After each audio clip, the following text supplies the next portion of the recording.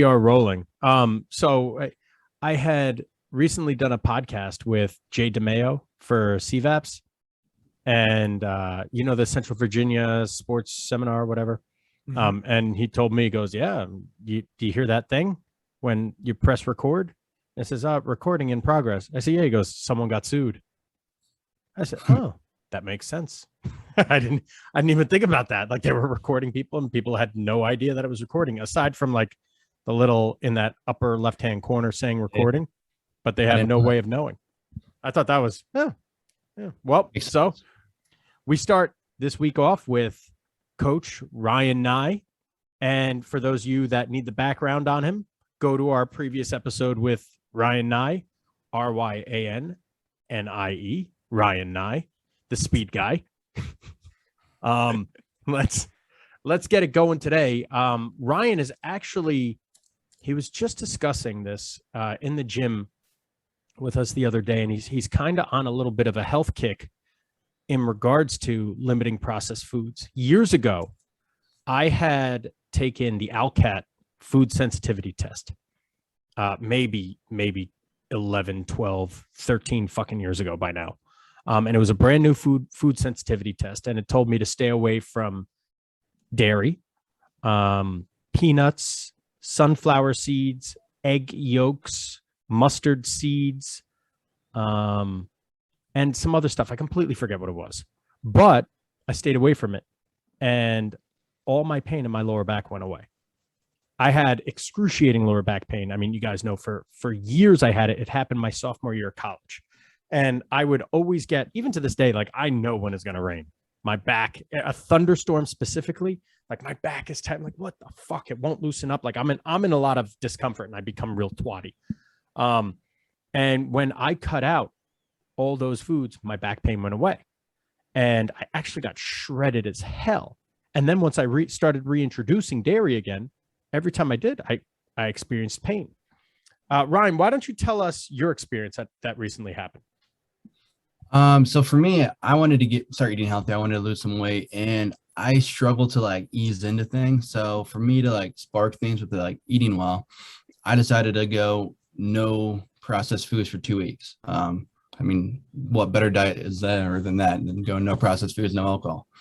So I decided to do that. And previous to this, I had done some like recent activities where I hadn't done them in a while, and my knee, I don't have a lateral meniscus in my right knee. So like my right knee swelled up, and I was like, I mean, I get really like down on myself and like kind of depressed if I can't do activities. I hate being hurt. So, I mean, I was basically told that I was going to need a knee replacement at one point. That was 10 years ago now.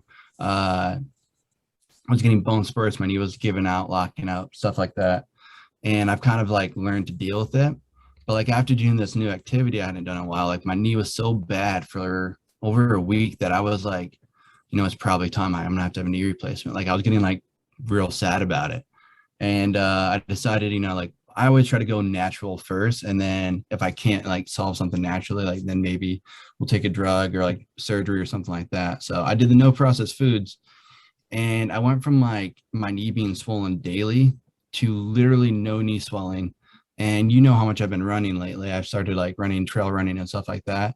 I haven't had any knee swelling at all for months until recently, when I kind of like laid off the diet a little bit and drank a few days and like had a few unhealthy meals, like when football's going and stuff. My knee swelled up again, but I couldn't believe, I mean, everyone knows like certain foods cause inflammation, but to like experience to the point where I felt like I needed to have a surgery, to the point where like I had zero issues at all, like was pretty cool. Because I've had back pain, the knee swelling, forearm issues, like, like I'm always banged up. Completely went away when I went no processed foods for 2 weeks. I couldn't believe it. It was like incredible. How many days until you started to feel better? I mean, you start feeling better, like I feel like a few days into it, until like the knee wasn't an issue anymore, like 7. Like it didn't take that long. I mean, I was literally just going like water, like black coffee, and non-processed foods. Yeah. So yeah. So I went down that rabbit hole big time. I used to say soy-free, gluten-free, dairy-free. That's how I lived. and I just fucking love cheese so much. I am so good at eating fucking mutts. Like if there was a competition, I think I'd win. And if there was a global competition, I think I'd definitely have a good placing.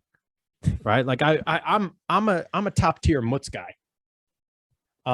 And for me to not eat it, it's just fucking misery to me. But I swear, soy-free, gluten-free, dairy-free, I was shredded as a motherfucker. And I tried to do no artificial coloring, no artificial sweeteners as well. And if I needed, like, if I was craving sweeteners, I would, not artificial, but if I was craving like sugar, like I'd have a fucking soda and it wouldn't be a big deal. Dude, I felt good. The brain fog wasn't there. I really bought into that very, very hard.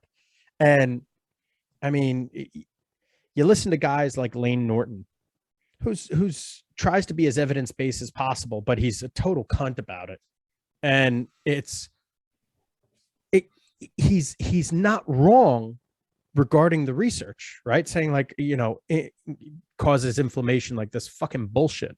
Like, or dairy causes this and sugar causes that and blah, blah, blah, blah, blah. It's like his whole thing is more of the caloric deficit versus a caloric surplus.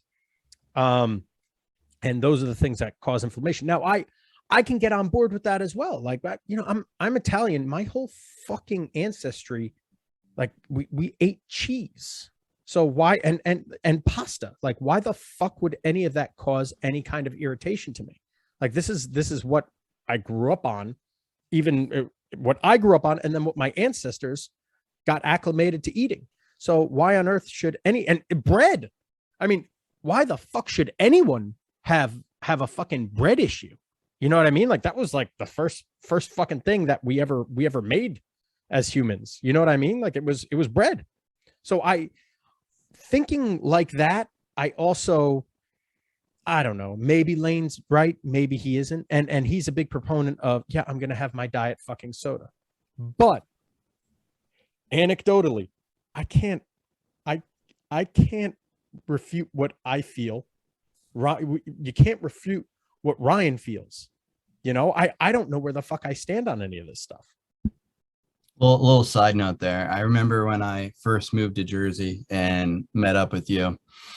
Being from Iowa, we don't really have like fresh mozzarella. Like, we don't like the ball of fresh mozzarella. Like, that wasn't really a thing. Or maybe it was in Iowa. I just wasn't cultured enough to know about it. No way it is. So like my first time seeing like fresh mozzarella was like Mike at the gym with like 1.5 pounds of it, just eating it with a knife and fork like it was a steak. And I was like, what is that? And he's like, he told me what it was. And I was like, oh, all right, cool. I was like, so this is like normal. You just eat like 1.5 pounds of like fresh cheese. And they're like, he's like, well, it's not normal, but I do. And I was like, okay, here we go. I will eat so much fresh mutts that I will shit white. I don't know.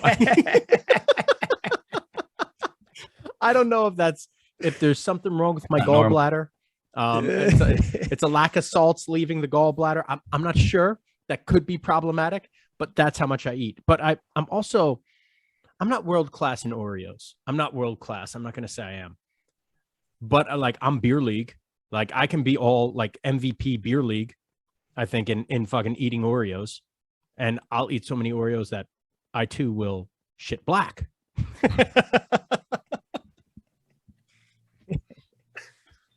So going back to the point that we were trying to make is I don't know where I stand on it. And I also don't know. So for those of you going to the food allergy tests, I said the ALCAT food allergy test. It's a crock of shit. Every single person has the same fucking food allergies when you go to these tests. I think I've paid for 5, 6, 7 different food allergy tests all over the place. It doesn't matter. Blood, stools. I've shit in bags, like little with the pipe cleaners, and you put it in the thing and you fucking send it and you mail it to a place. They've taken my blood. I've done saliva. I've done skin scratching, all this fucking stuff for any kind of allergies, everything. Every single test shows something different. There's nothing that's consistent with any of these. In one of them, it said I can't do fucking buckwheat. I've never had fucking buckwheat in my life. Like, how the fuck does it know I can't have fucking? I don't even know what the fuck buckwheat is. You know, I think most of these tests are just bullshit, and people think that they're finding inflammatory markers, but I think it's a crock. But also, what? Every 7 years, every cell in your body's new, right? And I mean, I've had allergies that have come and gone, like hay fever, for example. I never had it when I was young. Then I had it for a period, and then it disappeared. Mm-hmm. So I'm sure also food allergy, that's got to be changing constantly as well. So yeah, I'm also like a firm believer that your body is incredible at adapting. So like, it's going to adapt to stuff that we do all the time. So like, I grew up drinking, like in Iowa, we literally drank a glass of milk with every meal, like usually 2 or 3 glasses of milk. Like with school, we had the cartons of milk. I'd have 2 for breakfast, 2 for lunch. Like I had so much milk. So like, I didn't really feel like milk ever really impacted me. But same thing with like shitty food. You eat fast food all the time. Like you can eat fast food and you're fine. If you've been eating healthy and you go and eat like Taco Bell or Domino's, you're not going to be fine.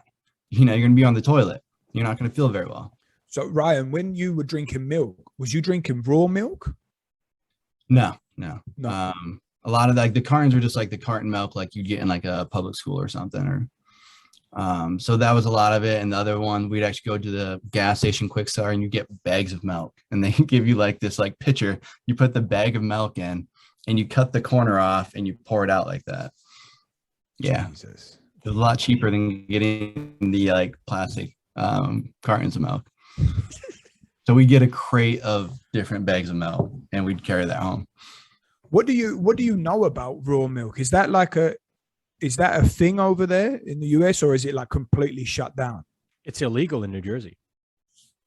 Right. But it's also where you're from, Ryan, is it also illegal, or is it like do the farmers drink it? I don't really know how many people actually drink it now. I think it's more or less like on like the dairy farms, like you might do it to like for fun or to like show someone, or like if Mike visited, I'd tell him to do it because initiation kind of thing. But I don't think people do on a regular basis. I don't think it's illegal here though. I don't know though. Well, I know it's illegal in some places. I think it's illegal to be sold here in Swiss, but a lot of the farms you can pick it up. And I mean, I'm sure it tastes different in other places, but I mean, I was someone, I couldn't drink milk. I was like allergic when I was a baby. And even just the texture of milk, I would never drink it. Even with cereal, I would make sure that it had the least amount of milk inside the cereal because I just hated the taste and the texture of it. Whereas raw milk, the first time I tried it, I was like, oh my God, this is fucking incredible. And chugged a load of it. I drank a whole bottle, no problems whatsoever. And now what I'm thinking of doing with our little girl, now we start to wean her off the breast milk a bit. Now she's coming up to a year-old, I was going to ask is it healthy or safe, because I know that there's a lot of parasite inside, right? Or bacteria inside. You absolutely have to be careful with that shit. So the reason why it's illegal in the States, or I shouldn't say the States, in my state, is because it's not pasteurized. The pasteurization process kills viruses, bacteria, and I mean other things. And now in the States, it depends where you get your milk, but there's like a pus limit. Like there's a certain amount of things that are allowed to be in your milk that shouldn't be there, that can legally be called milk. So you got to be very, very careful. Now, the unhomogenized milk is something that I drink, and it is legal. And it's just one less process. So for those of you that don't know about milk in the States, it's homogenized, meaning it's blended together. There's the homogenization process, which blends the fat in with the actual milk. So the expression, the cream rises to the top, no one knows what the fuck that means in my generation, because we've never had cream at the top of milk. So for those of you that don't know, when they used to deliver milk back in the day, like the milkman and stuff, there'd be cream right at the top. And if it was cold, it would fucking harden and you'd have to shake it up and you got to mix it all up again. So I would go unhomogenized before I went raw with my baby. Although people do that as well. I err on the side of caution big time when it comes to, I mean, it's a developing child. You know what I mean? Sure. No, and I mean, I'm not saying I'm going to go and buy off someone and not tell them what it's for and all that. I was just more curious because they're, also, I don't know how, correct the claims are, but in that process of killing off all of the bacteria, you're also taking away some of the nutritional density out of it too, right? I mean, it is meant to be like a very, powerful fluid, let's say, no? So there's good bacteria and there's bad bacteria, right? So when it comes to your gut flora, your microbiome, can it benefit? Are there bacteria in milk, raw milk, that will likely help you digest it? Sure. But also don't forget bioavailability. Okay. In our evolution, I've seen some lectures where the reason why we got so smart so quick was because we learned how to cook food. And by cooking your food, it doesn't matter if it's fruit, vegetables, or meat. The more you cook it, the more bioavailable it becomes. I read a study the other day regarding red meat and bioavailability. And, certain cultures eat their meat differently. I mean, me and Brooker will say, and Ryan too, we like our fucking meat rare, medium rare, rare. But I mean, different cultures, they say, no, give it to me well done. I'm sitting there, I'm like, man, is there any benefit to rare versus well done? And there is. So if you look at the amino acid profile, once it hits your bloodstream, I believe it's 75 degrees Celsius, which is like 150 degrees. That's like fucking well done. That's 150 degrees Fahrenheit. I eat my steak at 120, sometimes lower. So it reaches peak much quicker with a well done steak. However, with a 60-degree steak, which is still more than, I believe it's more than 120 degrees, with 60 degrees Celsius, you will derive the same bioavailability, but it won't be as quickly hitting the bloodstream either. So with cooking, it will facilitate digestion. So what's pasteurization? A form of cooking. So you are heating it up. The heat is a catalyst which will aid in digestion. Even if you cool it back down, it's going to break things down. So from a cognitive standpoint, I don't see the harm in a pasteurized product. But from, a GI perspective, when I make my own ice cream, if I don't do it from raw milk, which I never have, I do the unhomogenized. And I feel better with unhomogenized milk and unhomogenized cream than I do from regular. Sometimes I'll get gut irritation. I'll get gas, or I'll even get acid reflux if I have too much shitty milk. So that's, food for thought with that. Yeah, I need to look at. We started talking about this morning, so I got no idea. But I'm also looking because this is an important time, right? I mean, breast milk obviously has an amazing benefit. Number one. Yeah, it's the best. So now it's like, what's going to be the second best option? You know what I mean? Because formula is not really an option.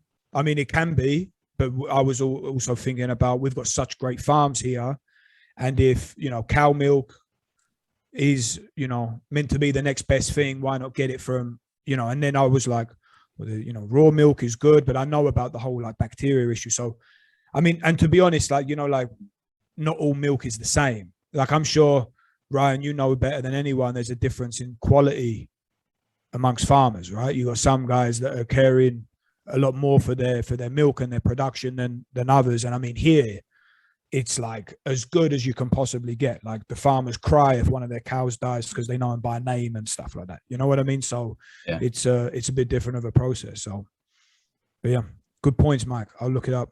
Yeah.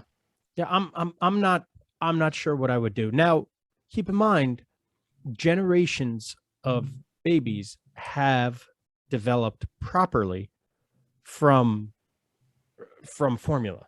Okay, generations, not like my wife's grandmother, who's 90 something fucking years old. She couldn't produce. We were just talking about the other day. Couldn't produce breast milk, and all the kids were on formula. Yep. So this shit happens, and it's been happening for years and years and years. Now, one argument that I have in regards to not necessarily being pro milk, even though we evolved on it, I don't necessarily think it's a necessity like a lot of people do. What is milk for any animal, right? So for us, the breast milk, it's suited for us.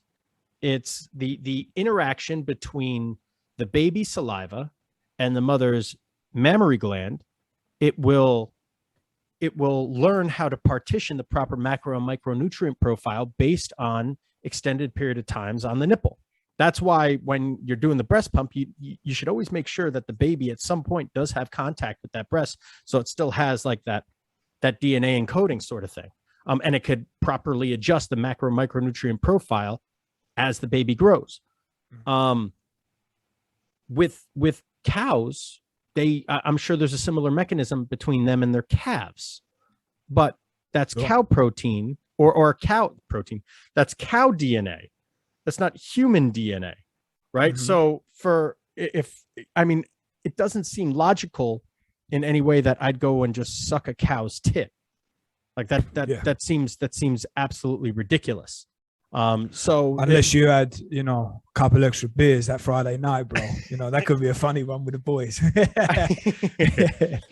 Yeah, I don't. We just lost Ryan. So I don't know where I stand on that, because if you look at it basically from an evolutionary standpoint, that's not made for us. Like, if anything, we should be mass producing human breast milk, but people think that's absolutely disgusting.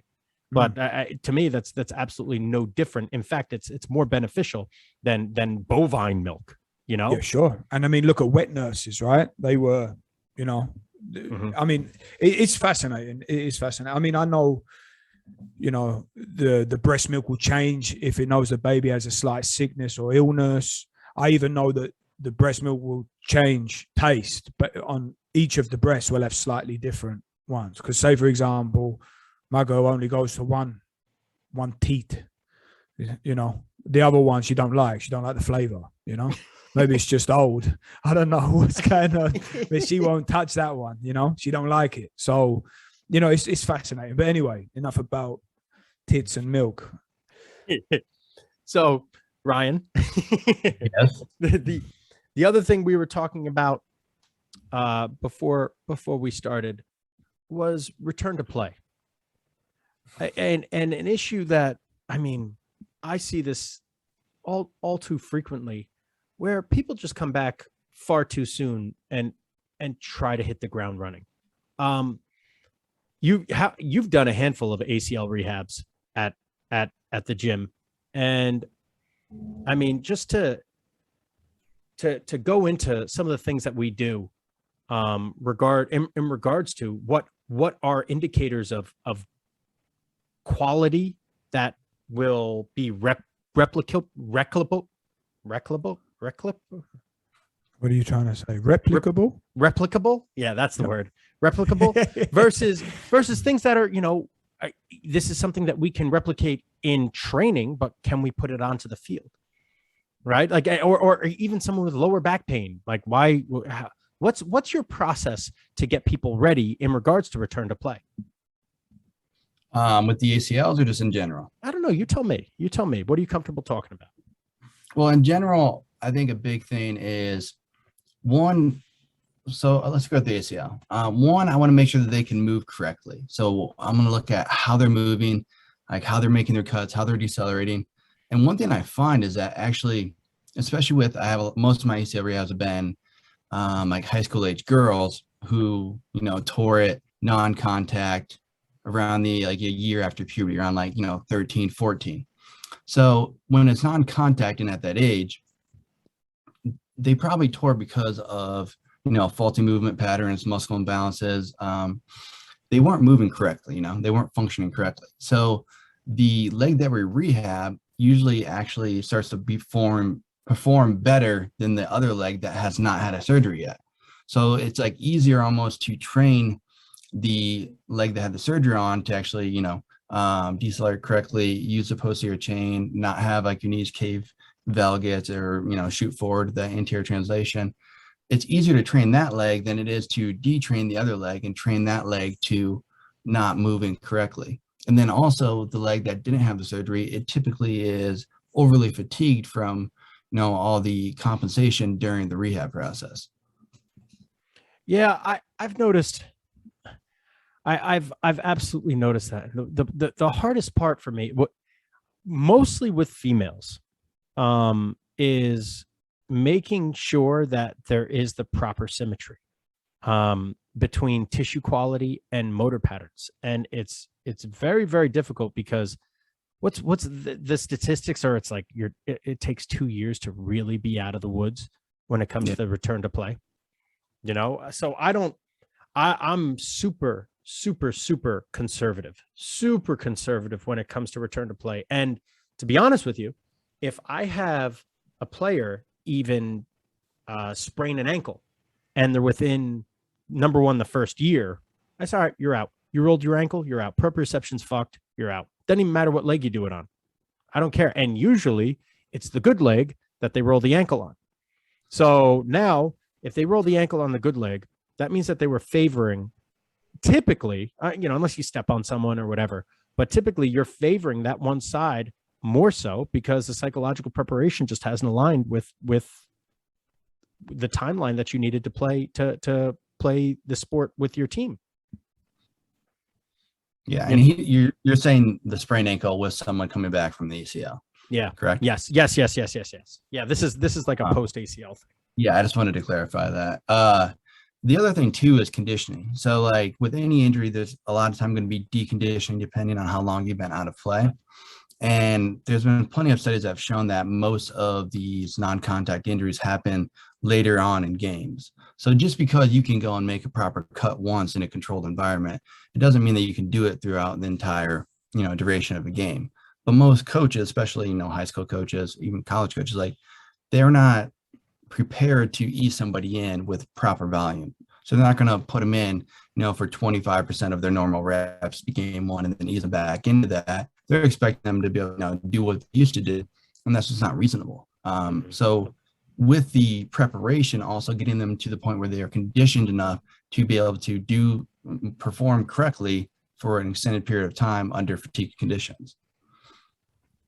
Brooker, have you done any ACLs? Yeah, I actually, and right now, one of my more interesting clients, she doesn't even have an ACL. She tore it 3 times, repaired it twice, and now is skiing in the World Cup with no ACL. So, and apart from, the odd swelling that comes up every now and then, if she makes a bit of a mistake or she clips an edge, her knees are good as gold. And I mean, you're not really even they say you're not even a real skier unless you've had 2 ACLs. Really? So, yeah, they all blow them. Yeah, it's like it's the most ridiculous sport for your knee health. So, and I mean, and they're so well trained too, but they're just going at such a velocity that just like one tiny error and and you're gone. Like the leverage that's coming off the ends of your feet with these 2 massive long sticks on the end, it's just crazy, right? So you clip at one of them, they're just going to swing around straight away. And also the crash is a very high collision. So you never know what's going to go on there. The skis don't always just pop off. So with us and field sport athletes, we do one of the I think most important things that we do is our hip circuit. The hip circuit that we do before any kind of training, but like as part of our warm up is huge. But I mean, your athletes, Brooker, aren't tearing their ACLs because of a change of direction. They're tearing it because of insanely high velocities and forces. Yeah. So it's a completely different thing, right? So you won't even see typical things like valgus and stuff like that. And, you're not really working on like deceleration work. So like this whole return to play thing it's a completely different ball game here. And also because everybody suffers from, constant ACL issue, they also don't think it's that big of a deal. which is crazy because it is, you know. But I mean, I just had another ACL last year, a handball girl, and that went really well. And I did something really similar as to what Ryan was saying. I mean, I have no control over game time and stuff like that because, as with, I mean, in all pro sports, they want them back as soon as possible, you know, and it's quick, you know, not about ramping them back in, even in training. Like if they get, you know, the option to wear a jersey so that there's no contact, that's already pretty lucky because usually they're just thrown straight in if the doctor says they're good. And yeah, so, but yeah, I mean, the hip circuit, like, I mean, what one are you talking about? Like the hip pulses, so the groins, and the abductors, or are you talking about the side lying one, the ground-based hip circuit? Yeah, the ground-based hip circuit that we do. That's posted on my. I posted on Instagram a bunch of times, but it's also on my YouTube page. I think it's just look at YouTube Guadango, Guadango, and you just scroll through some of the videos. We do that ground-based hip circuit with everyone, whether it's an upper body day or a lower body day, and it's low intensity. Ryan, do you remember the name of that study that they did with those soccer girls? We were just talking about it. Yeah, I could pull it up here in a little bit. But to me, like that hip circuit, that goes back right back to what I was saying about the conditioning part, in a different sense, but it's like general prep. So like if someone's coming back from physical therapy, they don't have a lot of time at PT. So it's not like I'm blaming PTs, but their hips are usually going to be weak and out of shape. Their core, so like, or abdominal. So a lot of times they don't do other types of training in there. So just increasing their general fitness is going to help a lot. But yeah, like you said, their hips are going to be, you know, usually might be kind of jacked up too because they've been compensating on one leg for the past few months, whether they're on crutches or not on crutches. So there's a lot of stuff going on there. So just getting their hips functioning correctly is like a big step one. Yeah. So with this one study that they did, essentially, Ryan, you're going to try and pull it up right now. Yeah, I can find it pretty quickly. Okay. Essentially what it was just a Mickey Mouse program, a Mickey Mouse protocol with, and you know, a really, really simplistic protocol. And it reduced the incidence of ACLs by a drastic ACL injuries in female soccer players by a drastic amount. And it's nothing. It goes to show you don't need to do that much to prep these people properly. You know, sure. It doesn't take much at all. Ryan, when you load it up, let me know. Yeah, I have it on my screen right now. Okay. Do you want to do a share screen? Do you know how to do that? Can you? Sure. Yep. Okay. 1 second. You disabled me. Of course I did, because I'm a fucking schmuck. I'll figure out how to do it. And you start basically reading the study. They looked at like 2,000 soccer athletes. They had 1,000 of them do a really, really basic protocol. Okay, and able to share it now. The protocol was like 15 minutes, and it was before every practice and game. So this is a study here. For those of you listening and not looking on YouTube, the name of the study, Ryan, scroll up real quick. Yep. The name of the study is Effectiveness of Neuromuscular and Proprioceptive Training Program in Preventing the Incidence of Anterior Cruciate Ligament Injuries in Female Athletes, a 2-year follow-up. Yeah, so they looked at 2,000 athletes, and what they did is half of them did a 15-minute protocol before every practice and every game, and the other group just continued to play soccer normally. And they just recorded the number of non-contact ACL injuries or ACL injuries in general, and it was like really alarming how many ACL injuries they had with the control group compared to the group doing their protocol. And their protocol was very simple. It was about 10 to 15 minutes, and it was like lunges, some hops, some stretches, all stuff that we do every day in our warm-up, but to even a lesser extent. And the amount of ACLs reduced, it was reduced by 88%. I think the control group had like 67 in the 2 years, and the other group had like 7.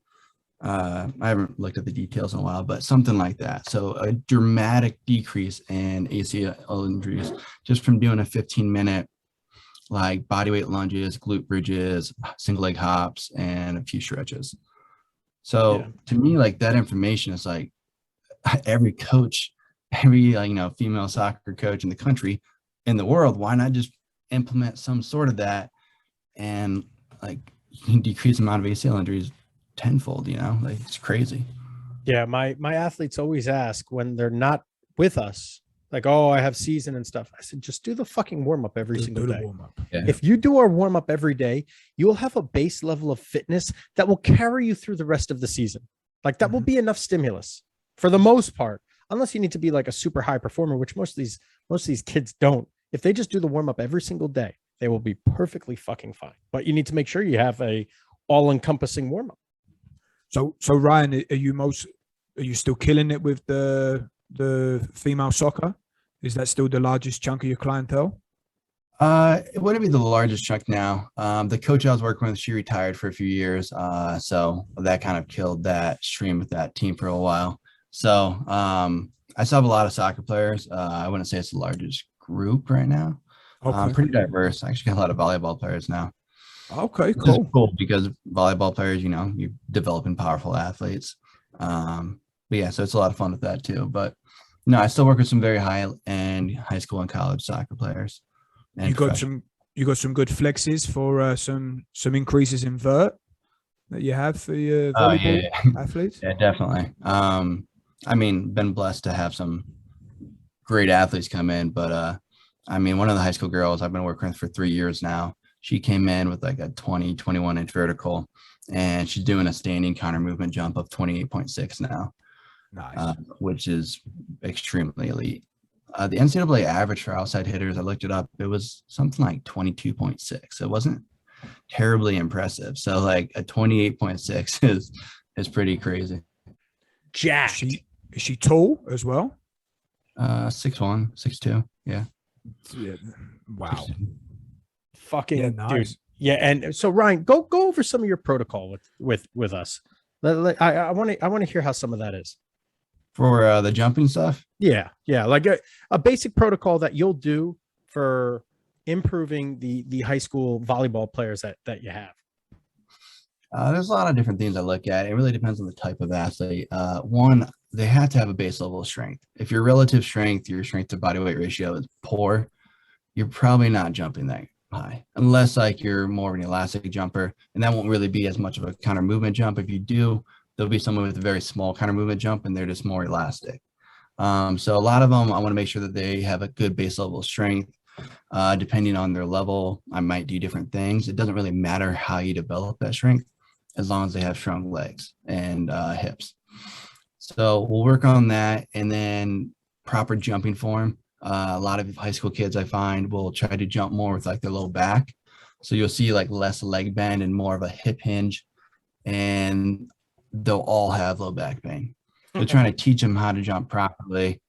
That's a big part as well. And the jumping progressions, I typically will do more of a concentric focus earlier on. So maybe box jumps, weighted box jumps, different stuff like that. And then throw in the more eccentric stress and do it later on, also depending whether they're in season or not.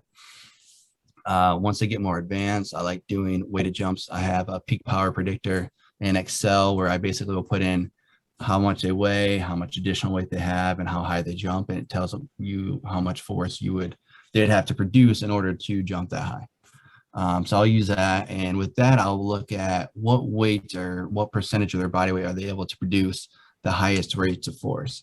So a weaker athlete is going to produce the highest rates of force near their body weight, where a stronger athlete is going to be able to produce higher rates of force with more additional weight. So what I'll do with that is I'll kind of map that out and look at how that changes through time. But I'll have them train wherever they're producing the highest levels of force. And as they continue to get stronger, typically that will go up in percentage of their body weight. And then also using speed squats. I like to use them as well with the more advanced athletes. If squats work for that athlete. I don't think squats are great for every athlete, but when they are, after they have their base level of strength, doing some dynamic squats, programming based off bar speed, I think is a highly, highly effective way to work on vertical jump. So with speed squats, you're talking about more speed in the concentric phase, or are you talking about up, down, quick with bands, or what speed squats you talking about? Yeah, I was talking about the concentric phase using the Tendo unit. I think we actually talked about this on the last podcast a little bit. But looking at their concentric phase, I haven't gotten too much into it, mainly because, like I said, the level of athletes I'm working with working on very quick eccentrics. Most of my eccentric training will be landing training with like depth drops or depth jumps. And the other thing too is working on feet and ankle strength. A lot of taller athletes might have, some foot or ankle issues. So having stronger feet, doing some of the end tip stuff, working on the soleus and calf, stuff like that as well. But just, kind of getting all that worked in there together in a way that works for them. And, jumps go up. Are you doing much work with toes anymore? Because I remember when Brandon first come in, Mike, he used to love doing all of his toe drills. Do you guys play around with that much? When it's called for. So Brandon had a bunion surgery. So and he also had that tear in the deltoid ligament in his ankle. So having foot control for a guy like him was important. But I have a bunch of foot exercises on my YouTube page as well, but it's so specialized that unless you're sitting there and you're trying to write your fucking name with your toes, once you hit a certain point, it's just overkill. And the best way, in my opinion, to strengthen your feet and to do all the dexterity exercises, which again, I ran down that rabbit hole for a little bit and I still will go down that when it's called for, but is walking barefoot. The more frequently you are barefoot and practicing gripping the ground with all your tootsies, the better off you're going to be. It's, and from regards of, quote unquote, functional strength. There's nothing better than that. I do all my speed work.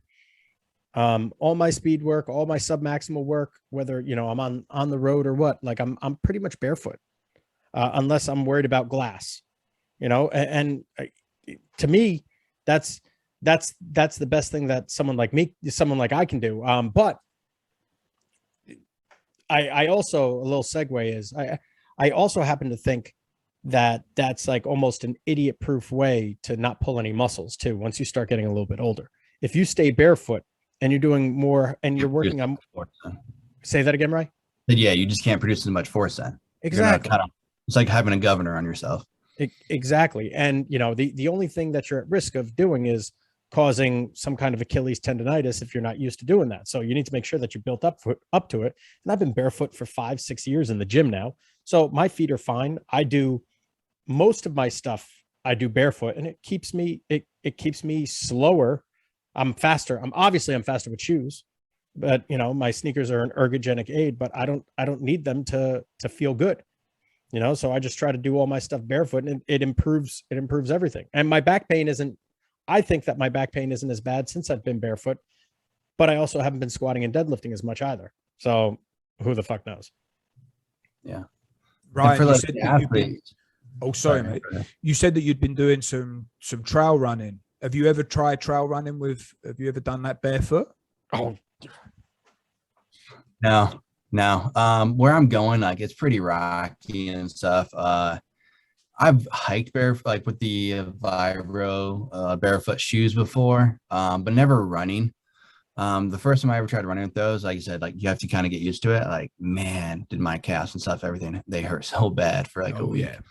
Yeah. But yeah, no, I've not about that. So for like the athletes, we'll have them do the warm up and like earlier on when the jumps are very low intensity, we'll have them do it with their shoes off. But I throw into the end of my warm up now some like the ankle rocker type stuff that like Cal Dietz always talks about. But I just throw that stuff into the warm up. Like I said, you get that base level. If there's an issue, you might spend more time, but that's about all the further I spend like time I spend on that. But for myself, no, definitely not when I'm trail running. Why? You can't run trails fucking barefoot. Do you do that, Brooker? I've done it. Yeah. With rocks. Yeah, but it's not so. The trails that I'm on are not really rocky.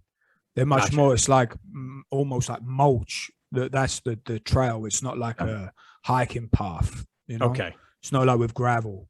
But no, the reason why I say it is because you ever heard of Ross Edgley? You heard of this guy, the guy that swam around the UK? Mm-mm. And he's done a couple other pretty big adventures, like he pulled a mini car for a marathon, and he climbed up the height of Everest on a rope and stuff. He was once on Rogan's podcast. You wanted to have him on this podcast. Yeah, I would love to get him on this Okay. podcast once. He does like regular 20K swims and stuff like that. And he's fucking enormous. I mean, Google him. You won't believe that he's a fucking endurance athlete, put it that way.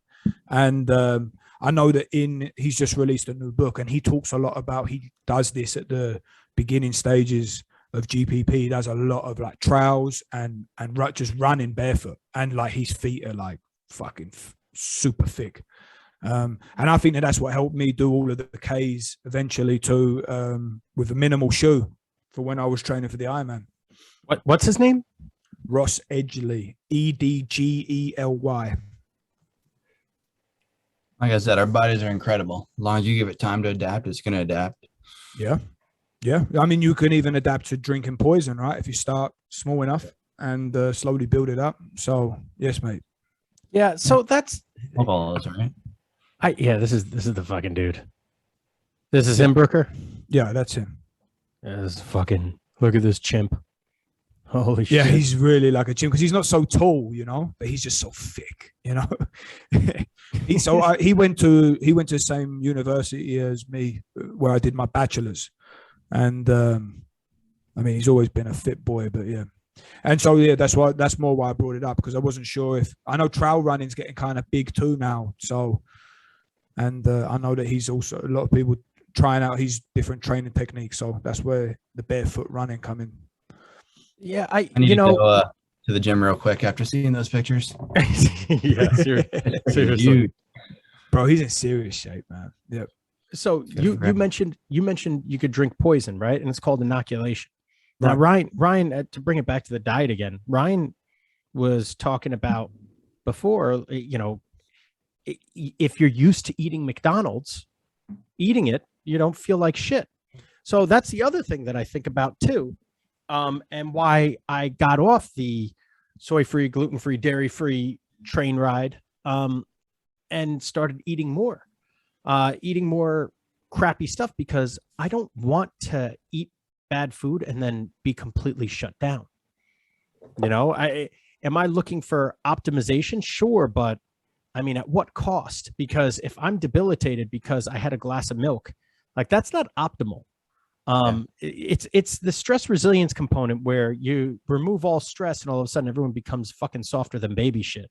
So I don't, you know, if I'm in a situation where I'm starving to death and the only thing that I can eat is a fucking bag of Doritos, I need those Doritos to not kill me, you know? So I go back and forth with how I feel about eating what and when and why, you know? So I don't, and even same thing with training. Like I want to be able to do every fucking exercise possible, because I mean, that's making you more resilient, even though there's a saying, there's no poisons, only doses. Right. So if your body can move a certain way, you can go in that direction. There's a certain point at which it'll start hurting you before, there's a certain point it'll start hurting you, but prior to that, there'll be a point where it builds you up. Right? There's that inoculation standpoint where it will start to help build resilience. So I don't believe in restricting ranges of motion. Absolutely. Just like I don't believe in taking food out or taking anything out. Absolutely. You know, it's one of those depends scenarios. And I'd like to be more of a jack of all trades when it comes to food and still be fucking jacked, rather than just the absolutist. You know, like when you're doing your marathon training, I asked you if you're eating clean. You're like, fuck no. You're eating everything. Yep. So the guy that we just mentioned there, when he was swimming around the UK, I think it was 6 months or longer, but it was 6 hours on, 6 hours off swimming for the entire time, right? And he was, I mean, and he's famous too for what he eats. He's always eating cheesecake and like just pigging out like mad because just of the sheer volume of stuff he's doing. I mean, you know, like when you see him and he's like, oh, I've done 15K swim before breakfast. You know, it seems like a lot also if you're not a swimmer, but if you've actually done a decent amount of swimming, that's fucking mind-blowing to think about that you're doing that. You know, that's a lot of fun. That's a lot of time in the pool. I don't know how long it takes him to do it. But yeah, I mean, the sheer amount of volume, food, I always wonder then how important does food get? You know, I never forget my cousin saying that when he was in the army, you could always tell who the SAS guys were because they were always in McDonald's because they'd just be working so fucking hard that all they want to do is just eat as much shit as they can, you know, just to get the calories in. So Ryan, what is it, you know, when are you still like clean eating? And then what does a day look like? What are you doing? Is it hard? I want to go say one thing about Mike saying that, because like the thought process is pretty interesting because with diet, our thought process, like if you're trying to be super healthy, is like cut everything out, like you said. But like with training, our thought process is like, hey, expose them to that stress. And we're constantly adding stress to make you more resilient. So that like you said, when you cut everything out, you basically become very unresilient. You can't handle any kind of bad. So like it's interesting that our thought processes are completely, you know, different with the two of them. But that's kind of like where you're coming from with that. So that's kind of a cool thought. Currently, I'm still training, eating relatively healthy. I'm not going zero processed foods, just basically eating healthier. I normalized at the new weight. I was basically like during quarantine, I got as heavy as like 220. And for me, like it was like the chubbiest I had ever been. Like if I flex, you could still see a six pack maybe, but like I felt like crap, you know, I didn't feel good. So I've normalized like right around 200, a little over 200 now. So feel much better, much lighter. Still looking to maybe get a little leaner, but I've been doing the trail run 3 days a week, Monday, Wednesday, and Friday. It's just under 4 miles. Trying to add some like more sprint repeat training in, and then my volume in the weight room is relatively low. I try to do some kind of squat or trap bar once a week each, just to kind of maintain strength. So like last week I worked up and did like 3 sets at just under 500 pounds trap bar, which is like light for me, but just to maintain a base level of strength and not add too much extra stress. And then the upper body stuff is really just, like I said, trying to stay healthy, doing some shoulder rehab stuff and, you know, little stuff like that. Nothing crazy. But I mean, if you wave it properly and you have the right percentages, and I mean, if you even use something like Priliprint's chart, you ain't going to be lifting heavy a lot to still get stronger, especially over the long period of time, you know? Yeah. It's just like kind of setting up that schedule where you can balance out like the different cardio and stuff like that. I mean, obviously it's a lot easier to just lift weights or just do other stuff. But I do think conditioning is like an underrated part of training with a lot of athletes even. I mean, the studies that came out that showed like, you know, distance running will like decrease your power outputs. Like I think people use that to basically be lazy bastards, you know, like kind of forget about conditioning because, oh, I'm a power athlete, but you need to be able to be a power athlete and like, you know, play for an extended period of time, multiple games in a row, all that kind of stuff.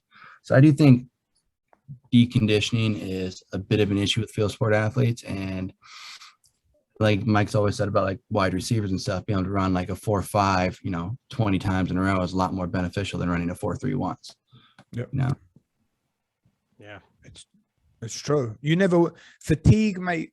Have you ever heard the expression fatigue makes a coward out of everyone? And also, I mean, nothing's worse than if you're especially in a, you know, I mean, it's different amongst different sports, of course, but I mean, if you're tired playing soccer or rugby or basketball, and it's at the end of the game, and it's when you really need to be on your point, there's nothing more demoralizing when you're exhausted and you can barely fucking stand up, you know? Yeah. And exactly. I'm with you, like, you know, it was always something that was a huge focus. And I know that with my ice hockey guys, I want them to be as fit as possible, because that's also the best opportunity of the game to actually make a mark or have a breakthrough is right then. So if you're more comfortable.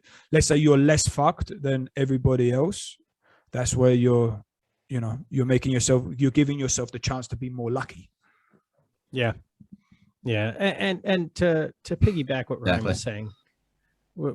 was saying about conditioning and the importance of it. And yeah, will it lower your power outputs? Yeah, because there's only so much energy that you have allotted for recovery for certain things. And, you could only serve so many masters, right? You can't sit on two horses with one ass, so to speak. And it's still important because to have a base level of work capacity, like we have the 8th graders that are coming in and repeating 8th grade at the school that we're working with, right? It's the reclassing school. And we made them all run a mile, like the old school gym class. It's all right, we got the mile run. I was like, why? Like none of us are, distance athletes. Like, I don't give a fuck. You guys are kids. You need to be good at everything. Like, and I fucking hate miles and I sucked at them and I hated them. But guess what? I wish I did more of them. Like running a mile is still going to be important for your general level of fitness. Like it's to be a good quality athlete, like well-rounded athlete will only benefit you later in life. And it's not like we're doing, hey, we got to run a mile every single day or 10 miles every single. No, like we're doing it every once in a while just to make sure like you guys stay relatively fit. That level of fitness is still super important. Yeah, absolutely. All right, boys, let's cut it on that.